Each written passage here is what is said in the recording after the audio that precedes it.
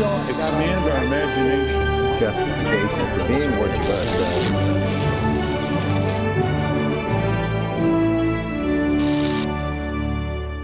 And welcome again to Washington Unplugged. I'm Bob Schieffer, and today we're going to hear from a man who argues that Washington is not broken, as many people say, at least on foreign policy.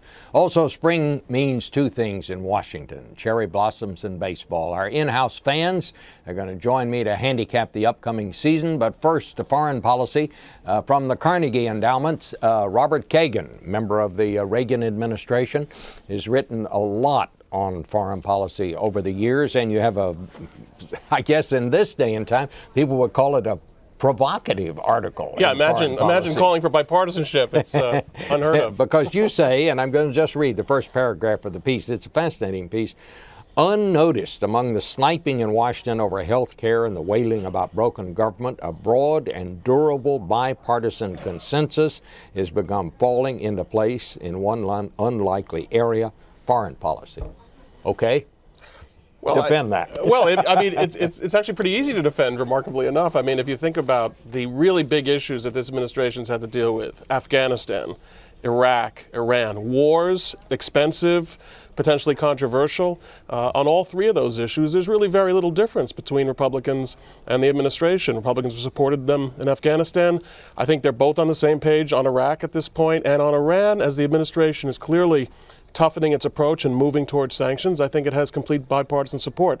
It's hard to think of another time in recent memory when you've had such bipartisan support on those kinds of major issues. It is kind of interesting to hear you say that, and I tend to agree with what you have said, but how they got to come together on, say, for Iran, for instance, is not exactly the way this administration would have planned it, I suppose, because they've been trying to engage Iran, and as they have been unable to do so, they seem to find themselves falling back to a lot of the policies and the approach taken by the Bush administration. Well, first of all, bipartisanship is never pretty, but I think that the administration would say in its defense that they always knew there was a reasonable chance that engagement wasn't going to work. I think there were very senior officials in this administration who expected Iran to spurn these offers, but I do think Obama accomplished something very important, which was building a broad and even worldwide consensus that Iran is not interested in talks, no matter how sincere an American president is in trying to engage them, and that's been useful, and that is why we're now coming closer to a bipartisan position. So what do you think is going to happen there? Do you think there are going to actually be some strong sanctions?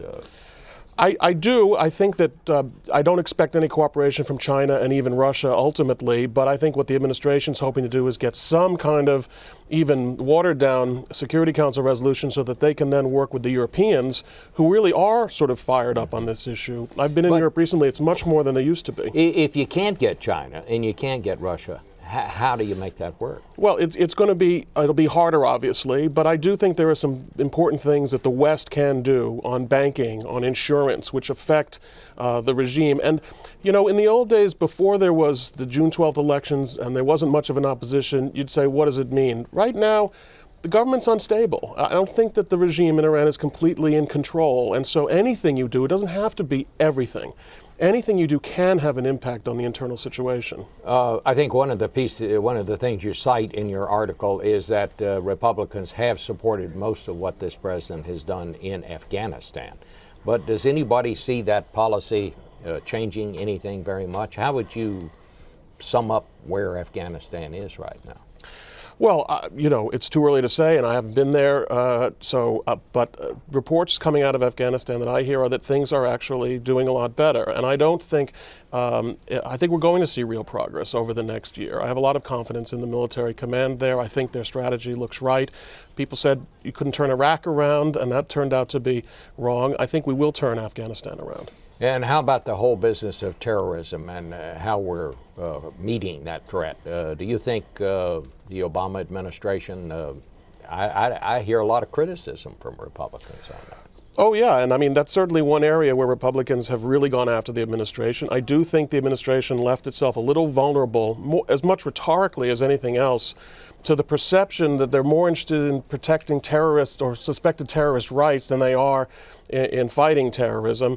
I think if you look at what the administration has done in practice in terms of what they used to call the war on terror, look at the escalation in Afghanistan, look at the consistent policy in Iraq, the increase of drone strikes, they're killing a lot of terrorists. So it isn't really that soft a policy, but on some of these issues like where to try terrorists, whether to do it in New York, military tribunals, the administration has been vulnerable. But what else is happening? The administration seems to be taking a tougher line on a lot of these issues and shifting its position, which means even on this, I can imagine eventually coming to some kind of agreement.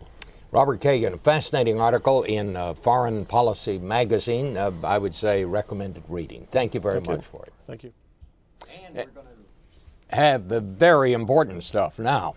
We'll put foreign policy aside and talk about what we generally talk about here in the newsroom. And I must say, gentlemen, this is the first time we seem to be attracting a studio audience. People are gathering around to hear your words of wisdom because it's time for baseball season.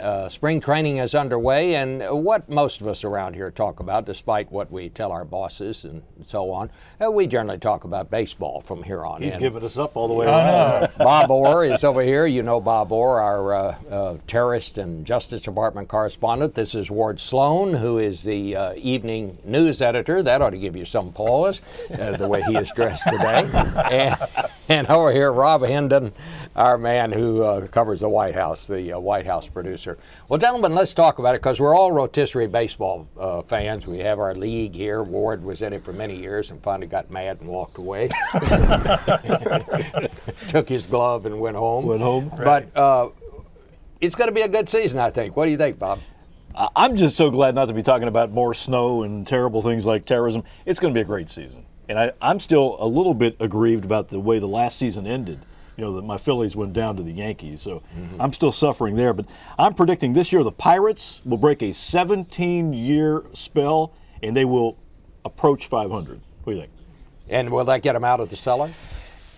Boy, I tell you what, I'll go out on a limb and say probably not. I'll tell you what, if the Pirates approach 500, the Orioles will be in the World Series. Okay? Wow, that's a throwdown. Because we only have a 13-year losing streak here, so. Rob Hendon, what do you think it's going to, what kind of season? Who do you see winding up in the World Series? I think the Phillies very well have a chance of repeating, even though I think the Cardinals will get to the NLCS this year. The pitching is going to be a great thing to watch with Roy Halladay in Philadelphia, and I think the Orioles have a young team. It should be fun to watch up in Baltimore, but I don't think the Yankees are going to get there. Really? Yeah. They think they are. Of course they don't. All their fans do, amazingly enough. I don't think the Yankees or the Red Sox are going to get there. I'm going to give you a surprise team I really in the American don't. League. You don't? No. Here's a surprise team. Keep your eye on Seattle. This is a team that lost 100 games 2 years ago. I think they won 80 games last year. But this Seattle team has a pitching staff, and pitching wins championships. They've got Felix Hernandez, now they have Cliff Lee, and back from the injured list, one of Ward's favorite players, Eric Bedard. That's just their top Yeah, three. well, if you're going to count on Eric Bedard, forget it. The guy can be as healthy as can be. He doesn't care about winning or losing. I'm telling you. When was the last team that went from last place to first place? Miami? Wow. The Marlins? Worst to first. I think Florida did Florida do that. Marlins. I think they did do Yes. that, worst to first. And it can happen. But, you know, the teams that are really good are really entrenched now. Rob mentioned the Phillies in the National League. That's a power pack team. And now they've added one of the best pitchers in baseball, Roy Halladay. So they're going to be tough to beat in the NL. And the Yankees, despite what Rob says, and I hate myself for saying this, but the Yankees are going to have a good team. They are, and the pitching staff is great. John Lester, Beckett, they picked up John Lackey, and then Dice K as their four-starter, who's going to have a pretty good year. And I think they definitely have a good team. I think the Mariners, I think you're going to see a lot of Tampa Bay again. It's a young you're team. Talking about You're talking about the Red Sox. I'm talking the Red Sox. Red Sox. But the Yankees Oh, made the a big Yankees, yeah. acquisition in the offseason, and Yankee fans should be happy about this. Curtis Granderson, Yeah. really good player from Detroit, is going to play maybe left field now or center field for the Yankees. He's a stud, and they picked up a good pitcher, too, in Javier Vasquez. Let's talk a little bit about this phenom that our hometown team, the Washington Nationals, have signed. Do you think we'll see him in Washington, or is he, Steven Strasburg, or is he going to spend most of this year in the minors? You're going to see him here, Bob, because he sells tickets. This kid, they say by all definition, may be the best prospect, not to jinx him, going back to Sandy Koufax, Bob Gibson days. He's the real deal. He's not going to start at the major league level. They want him to get a few games under his belt. but I think he'll be here by the All-Star game, and people will go see him. Pudge Rodriguez, who has been added, future Hall of Fame catcher to the Nationals, caught him in spring training and already they said, who's he like? And he said, Nolan Ryan. Yeah, and let's not forget that Pudge Rodriguez, when he was younger than Nolan Ryan's oldest son, was catching. That was his first year with the Texas Rangers. He was 20 years old, and he caught Nolan Ryan in some of the best of his last years. So, what about the Nats? Do they avoid losing 100 games? I don't know. What do you think, Rob? Jason Marquis is a good pickup. He should add some strength to that pitching staff, but I don't know. They've got a young kid in center field, and if Strasburg makes the team midway through the season and could win some games, we'll see. But it's a tough division. They have more legitimate Major League Baseball players, I think. I mean, last year there was a point where you couldn't really say it was a Major League team. They had Ryan Zimmerman at third base, and I guess Adam Dunn there at left field or first base. Yeah, legitimate player. It was pretty hard to say that anybody else was a legitimate Major League player in that lineup. I mean, they definitely spent some money. But they have. Yeah. They have made some good moves. Because I think they learned from attendance that if they didn't spend money, there was not going to be. Yeah, they had a whole lot of people dressed up like blue seats last year. There were a lot of empty spaces out in that ballpark.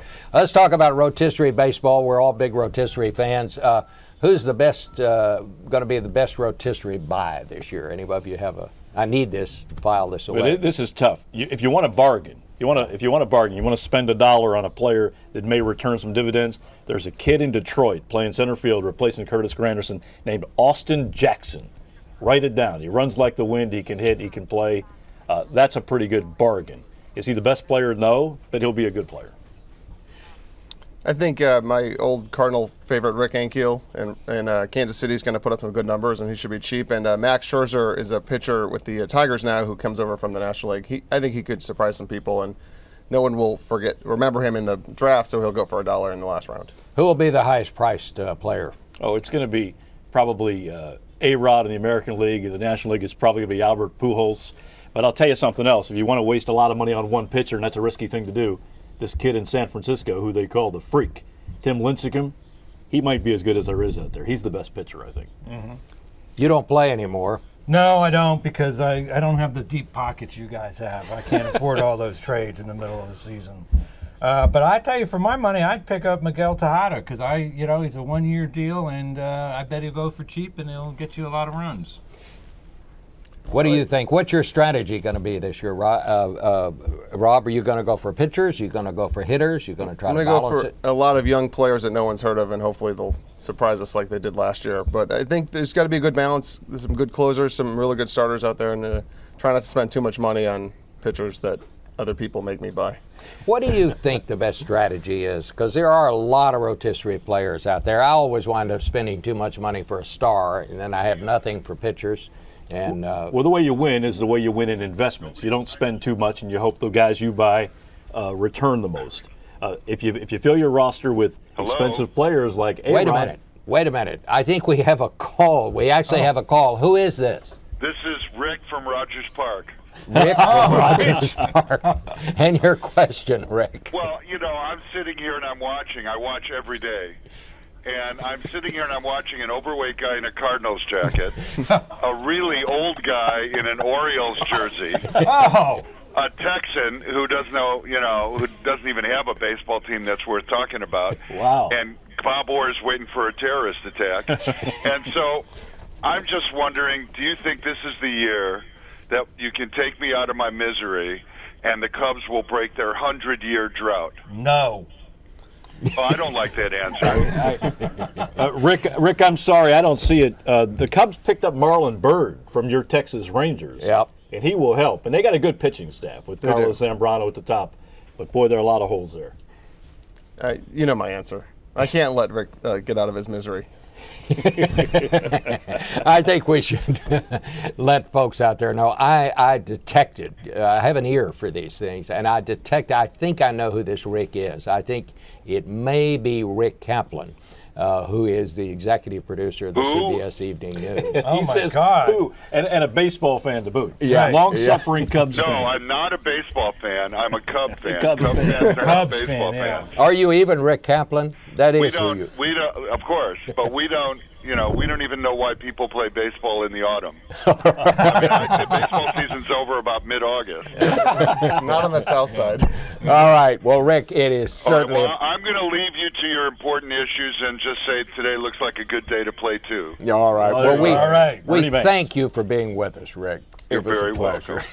Bye. And thank all of you for watching Washington Unplugged. I'm Bob Schieffer. And if you have a chance, watch us on television Sunday when we'll hear from Evan Bayh and Lindsey Graham, two key senators. We're going to talk about, among other things, is Washington broken? We'll see you then. Have a great weekend. If we don't expand our imagination, Justification for being what you are.